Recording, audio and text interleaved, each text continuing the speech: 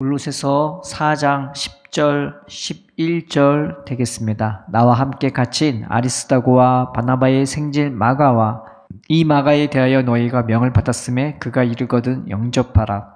유소도라 하는 예수도 너희에게 무난하느니라. 그들은 할레파이나 이들만은 하나님의 나라를 위하여 함께 역사하는 자들이니 이런 사람들이 나의 위로가 되었느니라. 아멘. 오늘 성경의 10절에서 11절에는 할레파에 속한, 즉 유대인들, 정통 유대인에 속한 이 세 사람이 나옵니다. 한 명은 아리스도고, 그 다음에 바나바의 생질 마가, 그 다음에 예수라는 유수도, 이렇게 세 명이 나오는데, 이제 이 세 명에 대해서 우리가 한 명씩 살펴보면서 어떠한 성격을 갖고 있는지, 그리고 이 사람들이 우리에게 주는 그 은혜가 무엇인지, 의미가 무엇인지 우리가 한 명씩 살펴보고자 합니다. 첫 번째로 아리스다고라고 나와 있죠. 이 이름의 뜻이 최상의 지도자, 그다음에 최선의 우두머리란 뜻을 갖고 있는데, 이 아리스다고는 이 사도 바울과 함께 갇혀 있다고 오늘 본문에 나와 있죠. 이 아리스다고는 헬라식 이름입니다. 그러니까 유대식 이름이 아니고요. 헬라식 이름이지만 그 당시에는 전 유럽 지중해 전반에 흩어져 있는 유대인들이 많이 있었거든요. 그래서 그 헬라식 이름을 가진 유대인들이 꽤나 많았습니다. 다 유대인들이라고 무조건 히브리식 이름을 갖고 있지는 않고요. 이제 헬라식이나 라틴어식이나 그들의 언어를 공용하면서 이름을 같이 소유하는 경우가 많았습니다. 그런데 이 아리스다고는 헬라식 이름을 가진 유대인들이었습니다. 그 이름을 가졌다고 해서 무슨 손해를 끼친다거나 아니면 유대인 세계에서 추방된다거나 그러는 경우는 거의 없는 걸로 이제 성경을 보면 알 수가 있죠. 근데 이 아리스다고는요, 사도 바울이 제2차 선교여행 갔을 때, 즉 사도 바울이 아시아에 가기를 원했지만은 그 터키 지방에, 지금으로 치면은 터키 지방의 그 서쪽을 가려고 했는데 못 들어갔단 말이죠. 근데 그 다음 건너간 곳이 꿈을 꾸면서 그들이 가기로 결정한 곳이 바로 유럽이었습니다. 그래서 빌립보 통해서 지금의 그리스 지방의 북동쪽에 데살로니가 지방이 있거든요. 빌립보를 통해서 데살로니가까지 가게 된 거죠. 거기서 사도 바울의 복음을 듣고 회심한 사람이 바로 아리스다고입니다. 그래서 이 데살로니가부터 아리스다고가 사도 바울과 동행한 것으로 성경에 나와요. 그래서 3차 선교 여행 때도 에베소에 가서 이제 터키 지방의 서쪽이죠. 그쪽에 가서 이제 사도 바울이 꽤 오래 사역을 했는데 거기까지에서도 동행을 했고요. 그 폭동이 일어났을 때 사도 바울이 전한 복음 때문에 거기 우상 숭배자들이, 우상을 만드는 사람들이 폭동을 일으켰단 말이죠. 그때 이 아리스다고도 잡혀서 끌려갔었단 말이죠. 한마터면 큰일 날 뻔했던 그런 사건이 있었을 때 이 아리스다고가 사도 바울과 함께 그 사역에 동참했다는 것을 우리가 알 수가 있습니다. 그리고 이 사도 바울이 3차 선교 여행 끝나고 예루살렘으로 갔을 때 아리스다고가 그 길도 동행했고요. 또 이 사도 바울이 예루살렘에서 잡혀갔고 이제 로마로 호송되는 과정에 있었는데 그 과정에 동행했던 사람이 바로 아리스다고입니다. 그러니까 사도 바울이 본격적으로 사역을 시작하고 얼마 안 돼 갖고 이 사도 바울의 사역에 함께하고 그 사역의 고난과 역경 속에서 늘 항상 함께했던 사람이 이 아리스다고죠. 얼마나 최측근이고 얼마나 사도 바울의 든든한 조력자가 됐겠습니까? 그런데 이 아리스다고도 문안을 하는 거죠. 그러니까 사도 바울과 똑같은 마음으로, 똑같은 심정으로 그렇게 문안을 하게 되는 것입니다. 이 아리스다고는요, 이 전설에 의하면은 바울 시대, 네로 시대 때 로마에서 순교했다고 합니다. 그래서 사도 바울의 사역 가운데 늘 함께하면서, 그래서 사도 바울과 동행하고 그리고 같이 기도하고 힘쓰고 있었던 사람으로 평가되어 있는 거죠. 그래서 한 번의 흔들림도 없이 그냥 끝까지 사도 바울의 사역에 동행했던, 영적으로 보면 성경에 아브라함과 이삭과 야곱이 나오는데 아브라함 같은 그런 사람인 거죠. 하나님 부르심 받고 나서 별로 흔들림 없이 이제 끊임없이 하나님의 길을 갔었던 보기 드문 은혜의 사람이 되는 것입니다. 두 번째, 이제 마가가 나옵니다. 이 마가는 원래 이름이 마르코스죠. 비추다라는 그 이름이고요. 라틴어 이름 같아요. 그 다음에 유대식 이름은 요한입니다. 그래서 마가 요한이라 많이 부르고요. 야훼는 은혜롭다라는 그런 뜻이 되기도 합니다. 그래서 이 마가의 집, 마가의 다락방이 최후의 만찬 장소로 쓰였었고, 그 마가의 다락방에서 모여서 기도했을 때 오순절 성령 강림이 거기서 일어났고, 그리고 베드로가 그 헤롯에 의해 투옥되었을 때 그 베드로를 위해서 교회가 기도했지만 그 기도처 장소가 한 곳이 바로 이 마가의 다락방이 되는 것입니다. 그러니까 굉장히 그 굵직굵직한 그 성경의 사건 속에서 큰 역할을 감당했던 집안인 것을 알 수 있죠. 그래서 이 마가 요한은요, 굉장히 중요한 인물이기도 한데, 중요한 역할을 감당했던 사람의 자녀이기도 한데, 그 마가 요한이 바나바의 조카이기도 합니다. 바나바가 누구냐? 사도 바울을 이 신약 성경의 세계에 발을 들어놓게 했던, 말하자면 사도 바울을 사도 바울 되게 만들었던 그 장본인입니다. 그리고 안디옥 교회를 세웠던, 바울과 함께 그 헬라인들을 모아서 큰 무리를 이루어 그리스도인이라 칭하게 만든 교회의 설립자이기도 한 거죠. 굉장히 큰 역량을 가진 사람인데 그 바나바의 조카가 되기도 하는 것입니다. 그러니까 이 마가 요한이 얼마나 든든한 백이 있었겠습니까? 그런데 그가 바울의 제2차 선교 여행에서는 제외가 돼요. 왜냐하면 1차 선교 여행을 가다가 중간에 무슨 이유에서인지 돌아갔단 말이죠. 그것 때문에 사도 바울이 2차 선교 여행 때는 이 바나바의 조카인 마가를 제외를 시킵니다. 그래서 바나바는 자기 조카 마가 요한을 데리고 이제 다른 곳으로 가고, 방향을 달리해서 1차 선교 여행 때 갔던 지역을 이제 방향을 달리해서 선교를 하게 되는 것이죠. 그런데 오늘 말씀에는 이 바나바의 생질 마가에 대해서 뭐라고 말하거냐? 그가 이르거든 영접하라고 이제 말하고 있습니다. 영접하라는 것은 환대하라, 그리고 기쁘고 즐겁게 맞이하라라는 뜻입니다.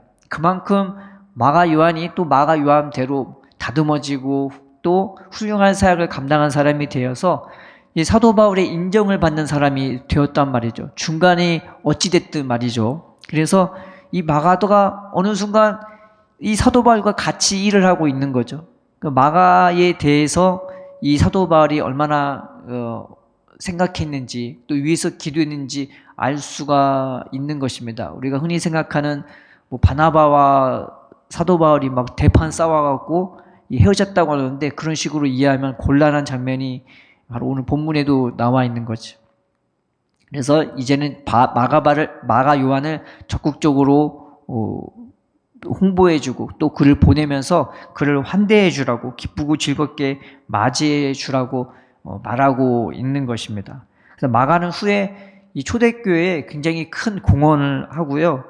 베드로와 로마에 같이 가기도 하고, 또 디모데와 아시아에서 사역을 하기도 하며, 그리고 베드로부터 예수님의 그 생애와 그 언행을 듣고 마가복음을 기록하기도 합니다. 전설에 따르면요, 이 마가 요한은요, 알렉산드리아 교회를 세우고 초대 감독이 되고요, 그 다음에 에베소에서 죽을 때까지 전도 사역을 감당하게 됐습니다.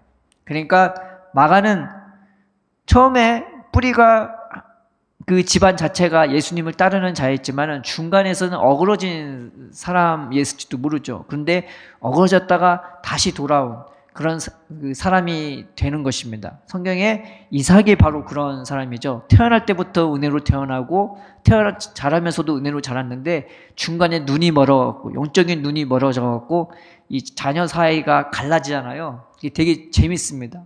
근데 나중에 다시 회복이 되는, 인간관계가 회복이 되는 그 자리에 이른 것처럼 마가도 중간은 어그러졌다가 다시 더 하나님의 사랑과 은혜에 깊이 성숙하고 세워지는 사람이 되어진 것이죠. 그러니까 이 아리스다고와 마가가 좀 성격이 좀 다르죠. 세 번째 사람이 누구냐? 유수도입니다. 예수는 구원이라는 뜻이고 유수도는 의로운이라는 라틴어가 되는 것이죠. 이분은 근데 다른 곳에 언급이 되지를 않아요. 세 부류가 있는 건데 하나는 아리스다고, 하나는 마가, 하나는 유수도, 한 명은 유수도. 근데 이 유수도는요 굉장히 이게 좀 평범한 인물인 것 같아요. 강금 생활에 도움을 준 사람인 것 같고, 그 다음에 후에 이제 유대 감독이 됐다고 해요. 근데 성경에서는 다른 곳에 전혀 언급이 되지 않고 이곳에서만 언급이 되는 것이죠. 그러니까 아리스다고는 시종일관 바울 사역에 굉장히 큰 공헌을 했던, 사도 바울 자체에게 큰 유익을 끼쳤던 사람이고, 이 마가는 중간에서 어그러졌다가 다시 돌아온 이삭과 같은 사람이고, 유수도는 진짜 평범한 사람인 거예요. 성경에 보면 야곱이 그런 사람이지 무슨 특출난 게 없는 사람인데 어쩌면 야곱처럼 평범한 사람인 사람인 거죠. 근데 이 세 사람에 대하여 사도 바울이 뭐라 얘기하냐? 그들도 너희에게 문안하는데 그들은 할례파나 이들만은 하나님의 나라를 위하여 함께 역사하는 자들이니 이런 사람들이 나의 위로가 되었다고 얘기하고 있습니다. 당시 할례파는 유대인들을 얘기하고 있는데, 유대인들은요 예수님을 정말 미워하고 싫어하고 죽이려고 작당을 했죠. 바리새인도 그렇고 제사장들도 그렇고 그랬습니다. 그런데 이 사도 바울의 사역에 있어서도 이 유대인들이 굉장히 안 좋은 그 위력을 가했단 말이죠. 그래서 이 사도 바울은 복음을 주로 누구에게 전했냐? 유대인들보다는 이방인들에게 더 많이 전했습니다. 그리고 부유한 자보다 가난한 자에게, 소망 없는 자들에게 더 복음을 증거했죠. 왜냐하면 복음을 유대인들이 안 들어요. 싸우려고 하고 논쟁하고 대들고, 그리고 쫓아다니면서 이 사도 바울을 괴롭게 하고요. 그리고 불량배까지 동원해갖고 이 사람을 선동해서 수단과 방법을 가리지 않고 이 사도 바울을 죽이려고 하고 선교사역을 막고 가로막았던, 아주 강팍하고 못되게 굴었던 거죠. 그렇다고 사도 바울이 그들을 미워하거나 싫어하지는 않았단 말이죠. 그들을 위해서 안타까워하고 그들 때문에 괴롭지만 안타까워하면서 그들을 위해서 기도하고, 이게 마음의 큰 고통이에요. 유대인들이 하나님을 믿지 않고 이렇게 바락바락 대들고 또 그 복음을 증거하는 사람들도 삐어 죽는 거예요.